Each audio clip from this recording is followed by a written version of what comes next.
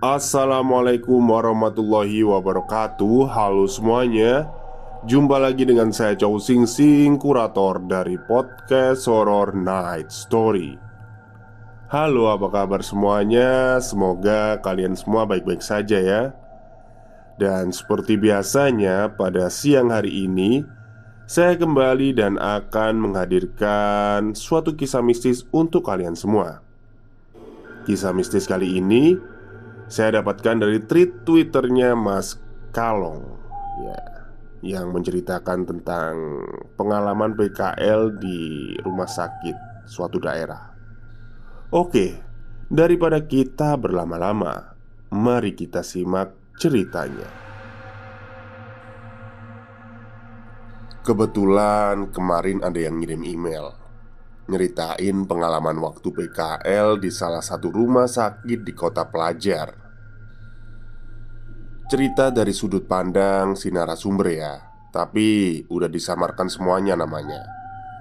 Sebelumnya bagi yang tahu lokasinya, mohon untuk disimpan sendiri aja. Oke, kita langsung aja ke ceritanya. Hari yang dinanti tiba. Akhirnya aku bisa merasakan gimana rasanya PKL. Ya, walaupun banyak juga cerita mistis ketika PKL, tapi bagiku, horor itu ketika aku telat menunaikan kewajiban sholat. Gak nutup kemungkinan juga kalau pas lihat setan. Rasanya seneng dan bahagia aja bisa bantu orang lain dalam PKL ini. Apalagi aku adalah seorang perawat. Kalau menurut cerita yang beredar, rumah sakit ini katanya terkenal angker dan kebetulan aku kebagian yang di sana. Ya, walaupun hampir semua rumah sakit pasti angker, tapi mau bagaimana lagi? Dan ini adalah pengalaman seramku yang pertama. Teman-temanku biasanya manggil aku Putri. Aku kuliah di kota ini juga. Kebetulan waktu itu aku sudah selesai beberes untuk perlengkapan buat besok berangkat. Setelah semua siap, aku berangkat. Aku bersama kakak menuju lokasi. Gak sampai 1 jam kok perjalanannya. Tibalah aku di asrama. Waktu pertama kali aku menginjakan kaki di asrama, rasanya kok gini banget ya. Merinding aja liatnya. Ada kesan seramnya juga. Tapi aku coba untuk gak mikirin ke arah mistis. Takutnya nanti malah kejadian. Singkat cerita, setelah memasuki minggu pertama masa PKL, kebetulan nih, aku kebagian shift malam. Dan waktu itu rekan shiftku ditemani sama 3 orang laki-laki dan 3 teman perempuan. Namanya Dian, Sasa, dan Mega. Nah, aku lupa jam berapa. Tapi malam itu aku jaga di bagian depan atau resepsionis salah satu bangsal bersama satu laki-laki namanya Agus. Dan teman-teman yang lain sedang muter bangsal buat ngecek satu persatu pasien. Semakin malam, karena juga semakin sepi, kok mendadak suasana jadi tegang mencekam gini ya. Tapi untungnya si Agus berinisiatif buat ngajak aku ngobrol. Jadi agak tenang walaupun masih merinding. Tapi begonya si Agus, kenapa dia malah nanyain yang menurutku malah bikin suasana tambah serem. Bayangin aja, dia tiba-tiba nanya seperti ini. "Put, kamu dengar ada suara orang ketawa nggak? Kayaknya suaranya ada di ruang sebelah," tanya Agus. Siapa yang nggak ngesel coba? Suasana lagi kayak gini, si Agus malah bikin suasana tambah serem. Emang gak pekah tuh cowok. Sebenarnya aku juga dengar suara itu, tapi aku emang sengaja jawab gak denger, biar Agus gak nanya lagi. Malah ngadi-ngadi nih bocah. Dia nanya lagi kalau ada bau melati. Nah kan, emang bener-bener si Agus. Gak lama tiba-tiba ada suara manggil Agus. Ternyata Roni yang manggil. Agus pun langsung pergi. Sekarang aku sendirian di depan. Bayangin aja, gak ada siapa-siapa. Pak Satpam yang biasa jaga di dalam pun juga gak ada. Gak tahu kemana. 10 menit kemudian, kok dari arah koridor aku kayak ngedenger ada suara langkah kaki. Dan itu gak cuma sepasang, kayak rame gitu. Nah, pas aku tunggu-tunggu, kok gak sampai-sampai nih orang. Aku tengok nih ke arah suara, dan ternyata gak ada siapapun. Mulailah aku ketakutan. Pokoknya campur aduk gitu rasanya. Keringat dingin, gemeter, dan kakiku gak mau berhenti gerak. Kayak tremor gitu. Nah, pas posisi kayak gitu, apesnya lagi aku harus ganti pembalut. Pokoknya malam itu aku sial banget. Intinya, aku doa aja sebisaku. Aku jalan cepet ke toilet yang deket dan langsung ganti pembalut. Nah, ini kejadian yang paling serem kalau menurutku. Ketika aku selesai ganti dan pembalut udah aku kemas sedemikian rupa biar ketutup rapet, terus aku buang ke tong sampah. Nah, pas lagi cuci tangan di wastafel, otomatis kan kalau ada cermin pasti ngaca dulu lah. Tiba-tiba duduk sek. Tahu nggak suara apa itu? Itu suara bak sampah jatuh dan pembalutku kebuka. Dan di sana dengan jelas banget aku ngelihat ada sosok perempuan pakai baju putih. Mukanya pucet banget, rambutnya panjang dan ngesot, sedang jilatin. Padahal itu udah aku bersihin. Seremnya lagi, pas dia udah selesai jilatin gitu, perempuan itu langsung natap ke arahku. Aku bener-bener gak bisa gerak waktu itu. Tubuhku kayak nge-freeze. Mau kemana-mana gak bisa. Yang aku inget, aku kebangun di ruangan yang udah ada teman-temanku. Itu kejadian pertama yang paling serem. Masuk minggu kedua, teror perempuan yang ngesot itu gak ada. Tapi ada yang serem juga. Kali ini aku lagi sama Sasa. Kejadian juga di malam hari. Waktu itu aku sama Sasa lagi muter bangsal sama ngecek pasien. Kebetulan rumah sakit ini lumayan luas, jadi ya lumayan capek juga. Nah, pas kita jalan ke lorong atau koridor setelah keluar dari ruangan pasien, kok tiba-tiba aku kayak nyium bau melati.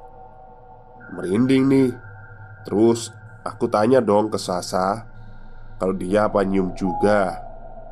Dan ternyata dia juga nyium. Kita saling tatap, larut dalam pikiran kita masing-masing.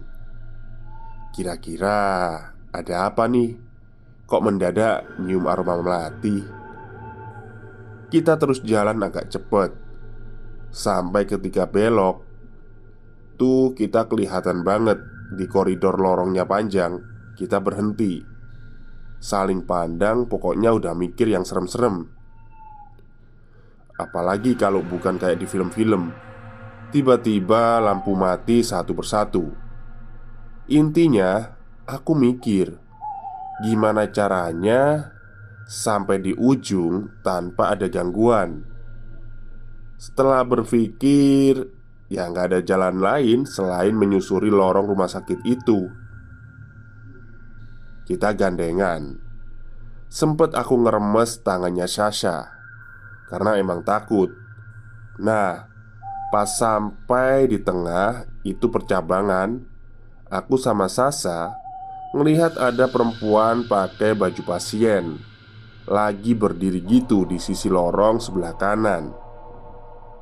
Akhirnya kita samperin sih si pasien itu.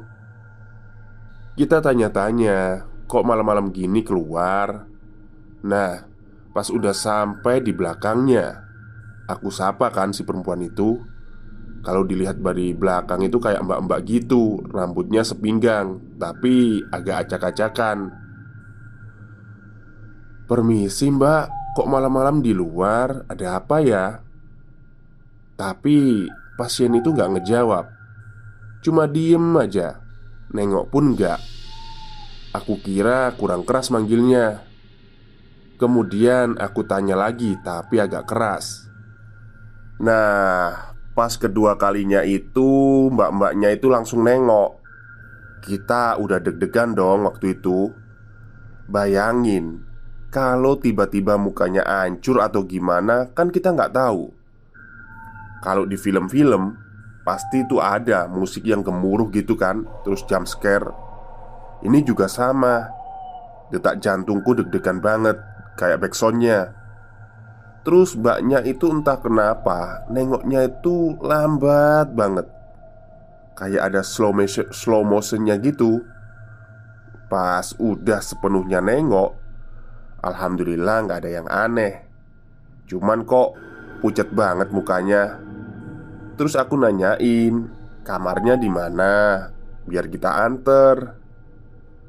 Udah gitu mbaknya cuma nunjuk aja ke arah sana, tepatnya di kiri. Kalau ditarik garis lurus ujungnya kamar mayat.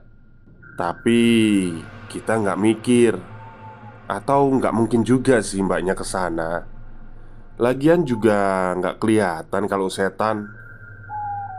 Tapi ternyata aku salah sangka. Jadi pas kita nganterin mbaknya, jalannya itu pelan banget. Jadi pas kita ngikutin di belakang juga nunggu lama. Kita terus jalan ngikutin mbaknya. Tapi kenapa mbaknya nggak berhenti ya? Padahal kita ngelewatin beberapa kamar. Nah, di sini kita mulai mikir aneh-aneh. Apa bener ini mau ke kamar mayat? Ternyata bener. Si Sasha itu udah mulai nangis. Kelihatan banget matanya udah berkaca-kaca. Nah, gak lama juga dari depan tuh kayak ada yang naik sepeda rumah sakit. Ternyata si Agus sama Roni lagi muter juga. Di situ kita mulai lega dan ada temennya. Tapi anehnya mereka tuh kayak ketakutan juga. Jadi nyelonong aja, gak manggil atau gimana. Yang bikin aku sama Sasha tambah takut, pas pandanganku ngikutin mereka pakai motor sepeda itu, aku lihat banget mukanya tegang, kayak dikejar setan. Pokoknya mencekam banget deh malam itu. Tiba-tiba aku sama Sasha nggak sengaja nabrak mbaknya yang ada di depan kita. Bruk. Spontan dong, aku sama Sasha minta maaf. Tapi di sini kita nemuin kejanggalan lagi. Ketika aku dan Sasha nabrak, aku bener-bener yakin kalau aku nyium ada aroma busuk. Aku yakin banget. Dan aku langsung refleks dong, nutup hidung, terus nyari-nyari di mana. Bener kan? Kayak aromanya itu busuk banget, ada di depan kita. Kita saling tatap dan sama-sama nutup hidung. Jadi posisinya kita ini di belakang mbaknya persis. Gak lama gitu, mbaknya itu ketawa. Ketawanya itu kayak manja-manja gimana gitu. Kayak dia tahu kalau kita lagi keganggu sama bau busuk itu. Kita mundur pelan-pelan karena aku ngerasa udah gak bener nih. Pas aku punya pikiran kayak gitu, mbaknya nengok. Bener-bener nengok. Tapi badannya nggak ikut gerak. Cuma kepalanya aja yang berputar ke belakang. Astagfirullah. Sasha ngucapin istighfar, tapi kenceng banget. Nah, sialnya, si Sasha langsung pingsan. Di situ aku udah nggak tahu lagi harus gimana. Yang jelas pertemanan kita ini lagi diuji. Aku ninggalin Sasha sendiri buat minta tolong ke teman-teman lain atau gimana? Tahu nggak cerita selanjutnya gimana? Masih ingat sama Agus dan Roni yang naik sepeda? Aku mau ketawa tapi takut dosa. Tapi ya emang kenyataannya kayak gitu. Ternyata mereka juga pingsan di lorong. Kayaknya mereka tabrakan gitu, terus jatuh semua. Aku bangunin mereka. Untung aja mereka terus sadar.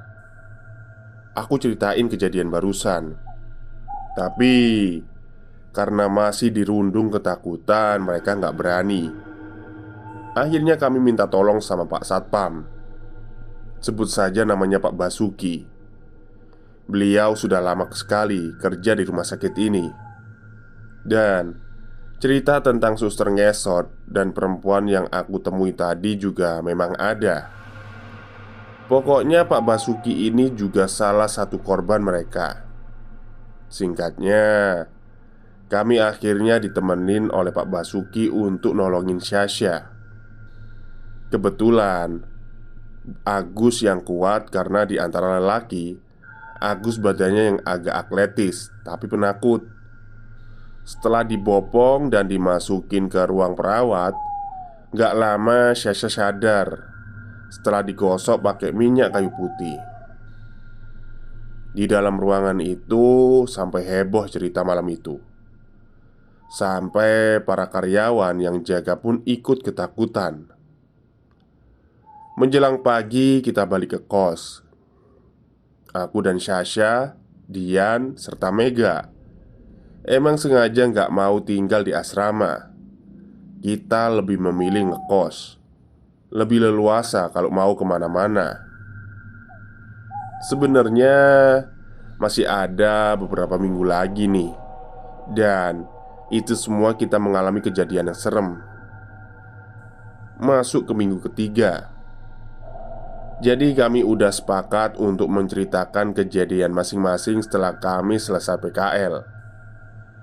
Jadi waktu itu kami lagi di kosan, kami cerita semuanya. Ternyata memang kita-kita itu dikasih kesempatan mereka buat mempunyai pengalaman serem di sana. Dan yang lebih parahnya lagi itu ceritanya si Dian. Tapi aku mau masuk ke ceritanya si Mega dulu. Di sini aku pakai sudut pandang yang sama ya. Aku Mega. Jadi waktu itu kebetulan aku, si Mega, yang jaga sama Dian, si Putri dan Sasha masuk shift pagi. Kejadian yang sama di malam hari. Aku lagi dapat kerjaan bantuin di bagian administrasi.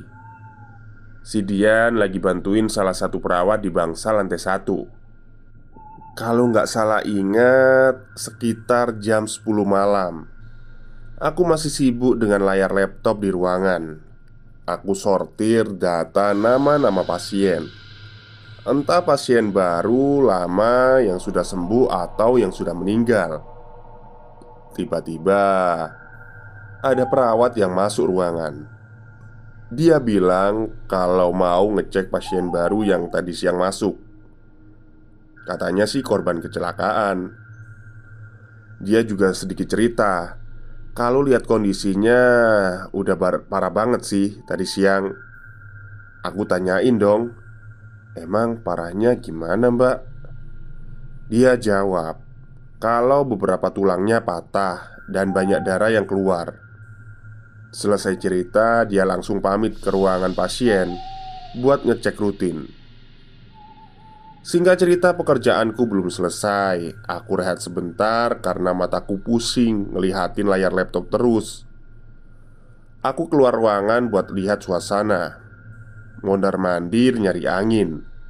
Dan pas banget, perawat tadi baru jalan di koridor. Aku samperin dan mau nanya keadaan si pasien. Betapa kagetnya aku setelah mendengar ucapan dari Mbak perawat. "Mbak, gimana kondisi pasiennya yang tadi?" Kataku penasaran. "Pasien yang mana, Dek?" "Yang kata mbaknya korban kecelakaan tadi siang, Mbak. Barusan juga mbak masuk ke ruangan terus cerita sama aku kok. Masa sih udah lupa?" Aku jelasin lagi kronologinya. Aku liatin si mbak perawat malah ngerutin kening, kayak heran gitu. "Lah, aku malah baru mau ke sana, Dek. Ini mbak juga lagi mau ambil peralatan di ruangan," katanya. "Loh, kok bisa? Lah terus tadi yang ngobrol sama aku siapa?" Aku ngeremeng sendirian dong. Sekarang aku yang jadi parno sendiri. Gimana enggak? Orang tadi aku ngobrol sama si mbaknya kok. Masa iya aku ngobrol sama setan? Sambil ngebatin sih. Tapi mbaknya nggak ngegubris omonganku. Dia malah diem aja, terus berlalu meninggalkan aku. Karena aku juga penasaran, aku ikutin tuh si mbaknya. "Mbak, aku ikut ya, boleh?" "Iya, ikut aja dek, nggak apa-apa." Aku jalan di belakangnya sambil mikirin yang tadi. Pas udah mau sampai ruangan, sebelum mbak perawat buka pintu, di situ ada sosok perawat keluar dari ruangan. Tapi dia nggak buka pintu alias nembus. Dan anehnya, mbak perawat ini nggak ngelihat sosok itu. Jadi cuma aku aja yang lihat. Bener-bener kayak manusia tapi transparan. Karena saking fokus ngeliatin, sosok itu malah senyum ke arahku. Spontan aku takbir dong. Sebelumnya aku jelasin dulu sedikit tentangku ya. Jadi emang dari kecil ini aku udah biasa ngeliat makhluk gaib. Tapi nggak tahu kenapa aku sampai nggak bisa bedain mana manusia mana setan. Apalagi kalau yang benar-benar menyerupai manusia. Makanya aku nggak pernah takut kalau ketemu setan. Bentar. Kejadiannya nggak itu aja. Ada satu kejadian lagi yang bikin aku sedih, yaitu ketemu sama Korin, salah satu pasien. Ceritanya gini. Di hari yang berbeda, waktu selesai dari toilet, aku keluar jalan ngelewatin lorong rumah sakit. Siang itu emang lagi banyak orang yang lalu lalang. Saking banyaknya sampai penuh dan sesak. Karena yang lewat gak hanya manusia, tapi setan juga lagi beraktivitas. Banyak banget setan yang kok compang-camping, bau amis, bau busuk jadi satu. Tapi karena aku hafal satu amalan yang bisa menangkal baunya, jadi aku aman dong, gak keganggu. Nah, aku lihat tuh ada sosok bapak-bapak lagi berdiri di depan ruangan pasien. Mungkin umurnya 45 tahunan. Kalau dilihat-lihat sih bukan manusia. Kenapa aku bisa nebak kayak gitu? Karena aku butuh waktu untuk mastiin kalau dia benar-benar bukan manusia. Dan karena aku juga orangnya nggak terlalu kepo sama urusan orang lain, aku nggak ngegubris. Tapi bapak itu malah ngikutin aku terus. Setelah yakin aman dan sepi, aku baca beberapa surat buat nyatuin frekuensi. Istilahnya biar aku bisa komunikasi aja. Aku sengaja masuk ke dalam musola rumah sakit biar nggak ada yang lihat. Aku ambil air wudhu, pakai mukena, dan di situ aku mulai komunikasi sama beliau.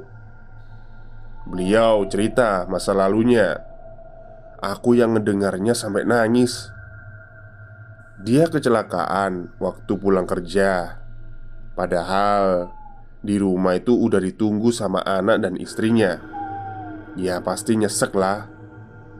Bapak itu baru aja beliin mainan baru buat anaknya. Tahu nggak mainan apa? Mainan kereta-keretaan gitu. Sumpah, aku nangis. Panjang lebar bapak itu cerita. Kemudian di akhir cerita, beliau tetap pesen. Kalau beliau itu bilang gini, "Mbak, kalau mbak berkenan dan mau, tolong berikan mainan kereta-keretaan itu ke anak saya. Saya nggak tega lihat anak saya nangis." Intinya seperti itu yang aku tangkap. Dan aku menyanggupilah. Oh, jadi ini korinnya ini curhat ya ceritanya. Minta, ya mungkin pesan terakhir kayak gitu. Kata kakekku, karena aku diberi kelebihan ini, jangan sampai aku pilih kasih dalam membantu. Dan jangan sampai kamu meminta imbalan. Aku ingat banget kata-kata kakekku ini, karena suatu saat pasti ada yang akan minta tolong dan menyampaikan sesuatu pesan. Dan aku ingat juga, lihat juga kemampuanmu. Apakah kamu sanggup atau enggak? Ya, kira-kira seperti itulah. Setelah itu badanku lemes banget, karena komunikasi dengan gaib itu menguras energi yang cukup besar. Aku sebentar netralin dan wudhu lagi. Kemudian sholat 2 rakaat. Setelah sholat dan mau naruh mukena ke tempatnya, di situ sudah ada mainan kereta-keretaan.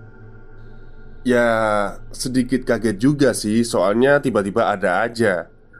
Ternyata emang harus sekarang dikasihnya. Sampai di depan ruangan pasien, aku lihat istri dan anaknya nangis di dalam. Di sana juga ada beberapa perawat yang lagi nungguin. Karena aku juga nggak enak kalau mau masuk, akhirnya aku nungguin di luar. Mungkin sekitar 10 menitan. Pasien kemudian dipindah. Dan ketika istri dan anaknya keluar ruangan, aku samperin nih. "Maaf bu, bisa bicara sebentar?" ucapku. Ketika ibu itu baru saja keluar ruangan. "Iya sus, kenapa ya?" kata ibu itu sambil sesenggukan. "BTW, aku harus bangga apa gimana ya dengernya. Soalnya aku dipanggil sus. Jadi agak baper juga sih, seneng." Oke, balik lagi ke cerita. Rasanya aku nggak kuat. Aku juga pingin ikut nangis di situ, tapi aku tahan. Dan bener-bener nyesek banget kalau mau nyeritain. Karena aku juga udah janji sama almarhum. Akhirnya saat itu juga aku ceritain semuanya. Kita duduk di kursi memanjang depan toilet. Maksudnya depan loket pembayaran. Beberapa orang lalu lalang. Dan suara speaker di beberapa sudut sana juga berbunyi, manggil-manggil satu persatu antrian. Dan di akhir cerita, aku berikan mainan itu kepada istrinya. Ini adalah mainan yang dibeli almarhum sebelum kecelakaan, yang nantinya mau diberikan untuk anaknya. Dan betapa sedihnya ibu itu sampai aku dipeluk dan berkali-kali mengucapkan banyak terima kasih. Sampai si ibu juga beberapa kali menanyakan sosok suaminya. Apakah dia masih di sini atau enggak? Dan aku jawab kalau beliau sekarang lagi berdiri di ujung batas antara koridor dan ruangan. Sekarang dia lagi duduk. Dan kata-kata terakhir yang diucapkan oleh almarhum untuk istrinya adalah, "Bu, maafin bapak kalau selama bapak hidup bersama ibu selalu ngerepotin ibu dan nyusahin. Bapak titip Dito, nama samaran anaknya. Jaga Dito ya, dan ikhlaskan bapak." Bisa bayangin kan setelah itu gimana ibunya? Aku nggak maulah mendeskripsikan secara detail, biar kalian aja yang ngebayangin. Aku udah terlalu nyesek buat nulisnya. Semoga Semua orang yang ada di luaran sana bisa saling menyayangi. Jangan sia-siakan dia, apalagi orang tua. Bagaimana orang tua kita banting tulang mencari nafkah dengan susah payah membesarkan kita, memberi kita kasih sayang, cinta, ya, untuk kita. Ya, karena kelak kita juga bakal menjadi orang tua. Ya mohon dipahamilah, sayangi orang tua kalian.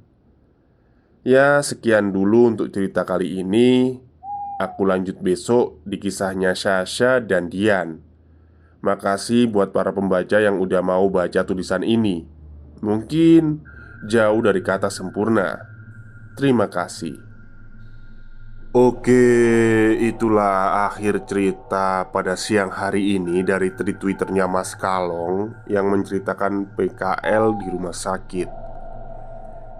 Sebenarnya lebih banyak sedihnya ya di dalam cerita ini ya. Saya juga waktu baca ngebayangin lah bagaimana perasaan si bapak untuk anaknya itu. Jadi meskipun udah meninggal ya, ternyata bapaknya itu bener-bener pingin ngasih mainan yang dibelinya buat anaknya itu. Makanya ketika kalian, orang tua kalian masih ada itu, yang nurut, ya, ya disayang lah. Jangan bentak, jangan berani sama orang tua. Karena ketika mereka udah nggak ada itu, kita pasti ya udah nggak bisa ngapa-ngapain gitu. Soalnya orang tua kita itu adalah ibaratnya itu jimat kita lah. Oke, mungkin itu saja yang bisa saya sampaikan pada siang hari ini. Kurang lebihnya saya mohon maaf. Wassalamualaikum warahmatullahi wabarakatuh.